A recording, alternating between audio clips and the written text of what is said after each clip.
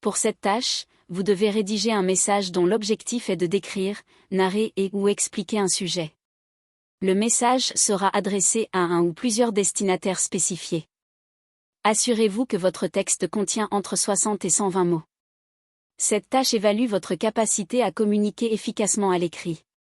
Concentrez-vous sur la clarté, la concision et la pertinence en tenant compte du public cible.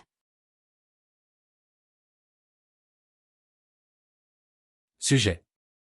Ali t'a envoyé un message pour savoir comment se passe ton nouveau travail et si tu en es satisfait.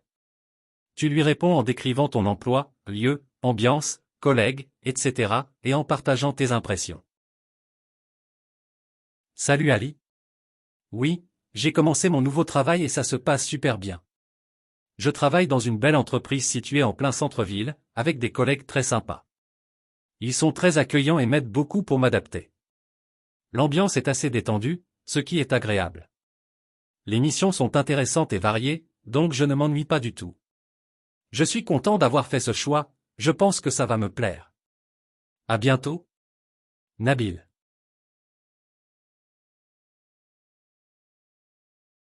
La tâche 2 consiste à rédiger un article, une lettre, une note, ou tout autre type de texte destiné à plusieurs destinataires.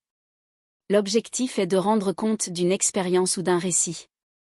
Ces comptes rendus et récits doivent être accompagnés de commentaires, d'opinions ou d'arguments en fonction d'un objectif spécifique, par exemple, revendiquer, se réconcilier, etc. Le candidat doit veiller à ce que le texte contienne entre 120 et 150 mots. Cette tâche évalue la capacité du candidat à transmettre efficacement des informations, des opinions ou des arguments à l'écrit, tout en respectant des exigences précises.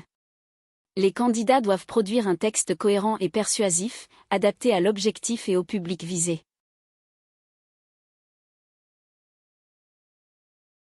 Sujet.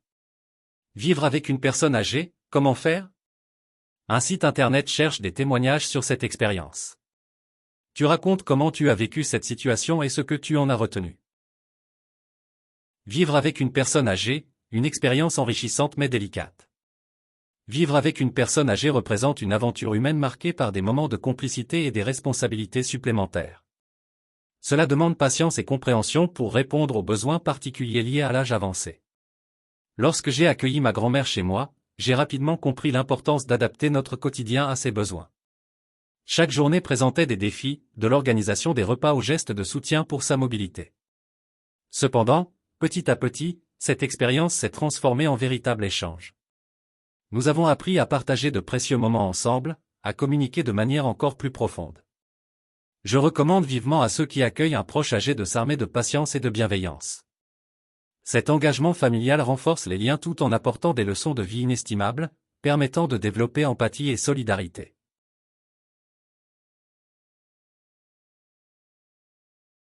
La tâche 3 implique d'écrire un texte qui compare deux points de vue sur un problème de société, tel que présenté dans deux documents courts et simples d'environ 90 mots chacun. Ensuite, le candidat doit prendre position sur le thème abordé dans les deux documents. Le nombre de mots attendus est d'un minimum de 120 mots et d'un maximum de 180 mots. On fournit deux documents présentant deux opinions sur une réalité spécifique, puis on demande au candidat d'écrire un court article. Cet article devrait comporter une première partie de 40 à 60 mots, résumant les points de vue présentés dans les deux documents.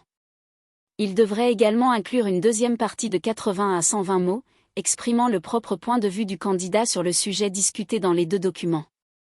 Cette tâche évalue la capacité du candidat à analyser et à synthétiser des informations provenant de plusieurs sources, ainsi que sa capacité à formuler et à exprimer efficacement son propre point de vue par écrit.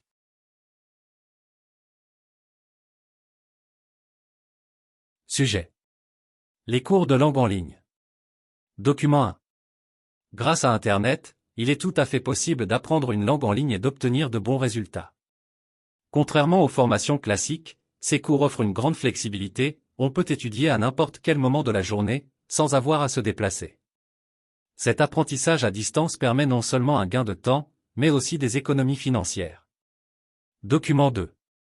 Bien que les cours en ligne semblent être une solution idéale, ils ne conviennent pas à tout le monde.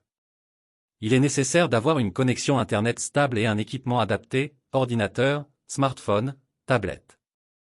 De plus, apprendre seul demande une grande autonomie et une discipline rigoureuse. Sans professeur ni camarade de classe pour motiver, il est facile de perdre son enthousiasme et d'abandonner rapidement. Les cours de langue en ligne, la révolution de l'apprentissage? Apprendre une langue en ligne, c'est la promesse de flexibilité et de praticité. Comme le souligne le document 1, on peut étudier quand et où l'on veut, sans perdre de temps ni d'argent.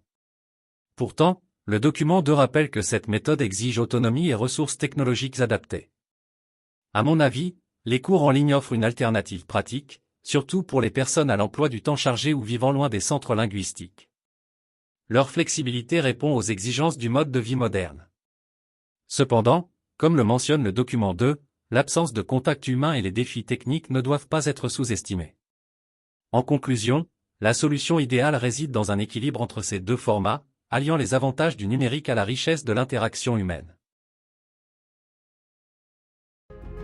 Rejoignez notre chaîne dès maintenant pour bénéficier de corrections gratuites et devenir un véritable champion du TCF Canada. Abonnez-vous dès maintenant pour ne rien manquer. Et pour suivre les actualités des autres compétences du TCF Canada, visitez notre plateforme officielle sur www.reussir-tcfcanada.com.